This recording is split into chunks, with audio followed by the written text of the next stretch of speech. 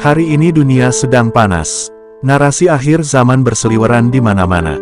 Banyak ulama, banyak tokoh, bahkan orang biasa, sibuk membahas kedatangan Imam Mahdi. Tapi ada satu hal besar yang justru dilupakan. Bagaimana cara menghadapi dan menangkal Dajjal? Kita terlalu fokus pada siapa yang akan datang menyelamatkan, tapi lupa membahas apa yang sedang kita hadapi hari ini. Padahal, Dajjal bukan sekadar sosok di masa depan. Ia adalah sistem penyesatan. Ia bekerja melalui ketidakadilan, kebohongan, manipulasi, dan penyembahan terhadap materi. Di channel ini, kita tidak akan sibuk menebak tanggal kemunculan Mahdi. Kita akan membahas bagaimana cara bertahan, melawan, dan memutus pengaruh Dajjal sejak sekarang. Benar, dalam riwayat disebutkan bahwa yang mengakhiri Dajjal adalah Imam Mahdi. Tapi pemantik perlawanan bukan Mahdi, pemantiknya adalah manusia yang sadar. Jika tidak ada manusia yang tahan terhadap fitnah, maka Mahdi datang pun tak ada barisan. Maka tugas kita hari ini bukan menunggu, tapi menjernihkan iman, meluruskan akal, dan membersihkan keberpihakan. Lalu pertanyaannya, bagaimana cara menangkal Dajjal, melihat kebenaran, dan membaca ketidakadilan? Jawabannya bukan dengan teriak-teriak akhir zaman, tapi dengan cara berpikir yang lurus dan jernih. Disinilah aku menggunakan apa yang aku sebut sebagai Tauhid Universal. Tauhid Universal bukan agama baru, bukan mazhab baru, dan bukan klaim kebenaran tunggal. Tauhid Universal adalah kacamata berpikir. Sebuah kerangka berpikir yang fondasinya tetap Tauhid klasik. Mengesahkan Tuhan, membebaskan manusia dari penyembahan kepada selainnya. Tapi di sini aku mengembangkannya. Aku menggabungkan warisan pemikiran klasik.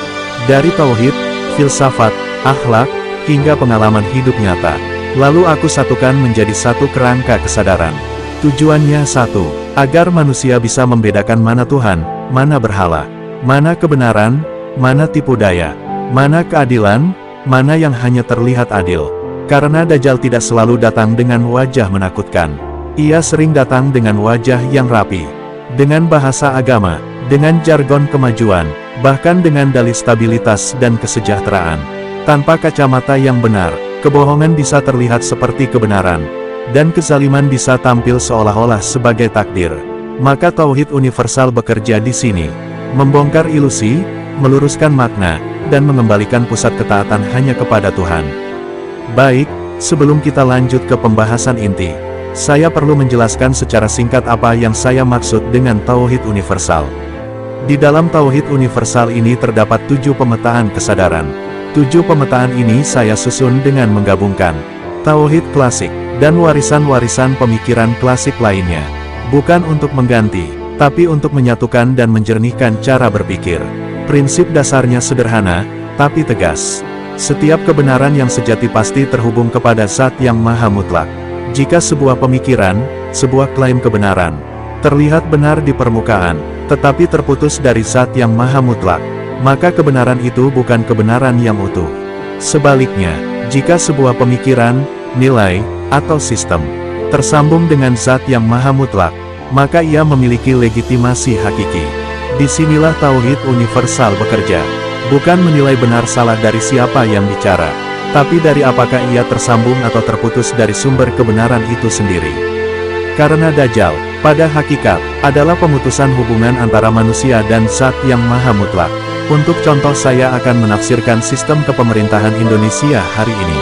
Tafsir sistem Indonesia, dibaca dengan kacamata Tauhid Universal. Pendahuluan, narasi pembuka. Indonesia bukan kekurangan aturan, bukan kekurangan pejabat, dan bukan kekurangan agama. Yang sedang hilang dari sistem Indonesia adalah Tauhid yang hidup. Bukan Tauhid di mimbar, tapi Tauhid di cara mengelola kuasa, uang, dan manusia.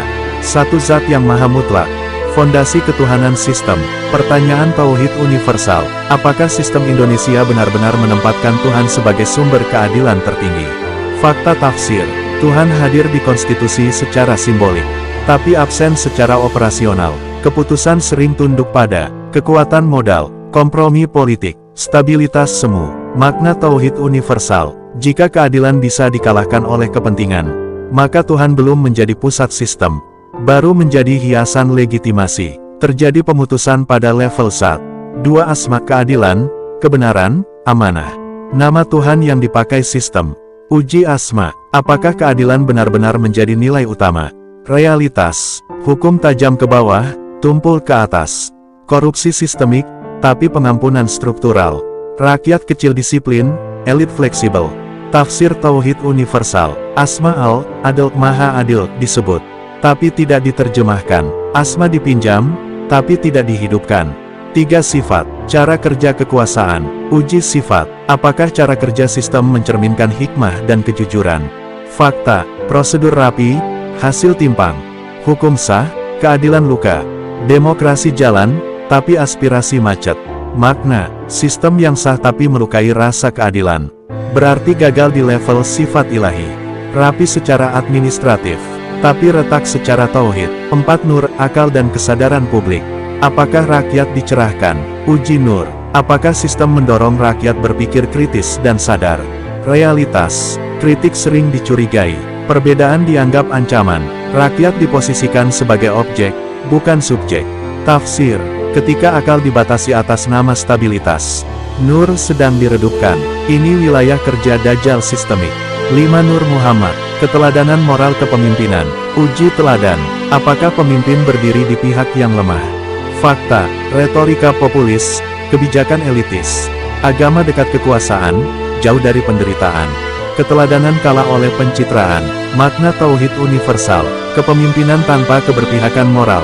Terputus dari Nur Muhammad. Jabatan ada, tapi risalah kosong. 6 makhluk dan sistem sosial. Siapa yang diuntungkan? Uji kemanusiaan, apakah sistem memanusiakan manusia? Realitas, rakyat kecil menanggung beban. UMKM dipuji, tapi dihimpit. Alam dieksploitasi atas nama pembangunan. Tafsir, jika manusia jadi alat pertumbuhan, maka tauhid telah berubah jadi berhala pembangunan.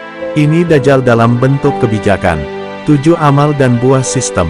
Hasil nyata, uji terakhir, apa buah dari sistem ini bagi rakyat? Buah yang tampak, ketidakpercayaan publik, apatisme, polarisasi, lelah moral. Kesimpulan Tauhid Universal, sistem yang tidak melahirkan keadilan, adalah sistem yang kehilangan ruh tauhid. Meski penuh simbol agama, kesimpulan besar, Indonesia tidak sedang kekurangan ideologi, tapi kehilangan keberanian moral. Dajjal di Indonesia, bukan datang dengan satu mata, tapi dengan sistem yang membuat kezaliman terasa normal. Dan Tauhid Universal, bukan untuk mengganti negara, tapi untuk mengoreksi jiwa sistem. Jika sistem membuat rakyat patuh tapi tidak adil, maka itu bukan ketertiban, itu penjinakan. Tauhid tidak datang untuk merusak negara, tapi untuk menyelamatkan manusia dari negara yang lupa pada Tuhan.